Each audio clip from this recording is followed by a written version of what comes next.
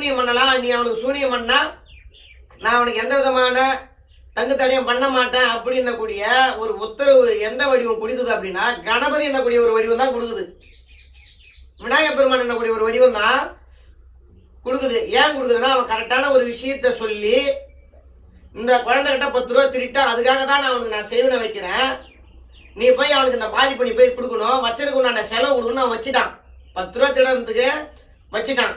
அப்ப இந்த கணபதி என்ன பண்றாருன்னா சரி அப்படின்னக்கூடிய கணபதியில இருக்கக்கூடிய அதிர்வு ஒத்துழைக்குது.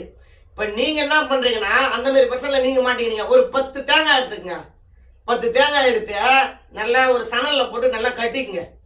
ஒரு சணல்ல போட்டு 10 தேங்காய் ஒரு மாலை மாரி கட்டிக்கி, மாலை மாரி கட்டின்னு நீ அதே கணபதி கிட்ட என்ன பண்றனா ஊர்ல இருக்கிற கணபதியோ இல்ல எங்க இருக்கிற கணபதியோ நீ போய் என்ன பண்றனா நான் 10 ரூபாய் திருடனது உண்மைதான், அன்னைக்கு என் பசிக்காக நான் திருடிட்டேன், வேற வழி இல்லாத நான் திருடிட்டேன், என் பொண்டாட்டி பிள்ளைங்களுக்கு கஞ்சி ஊத்துறதுக்கு வழி இல்லாத நான் திருடிட்டேன்.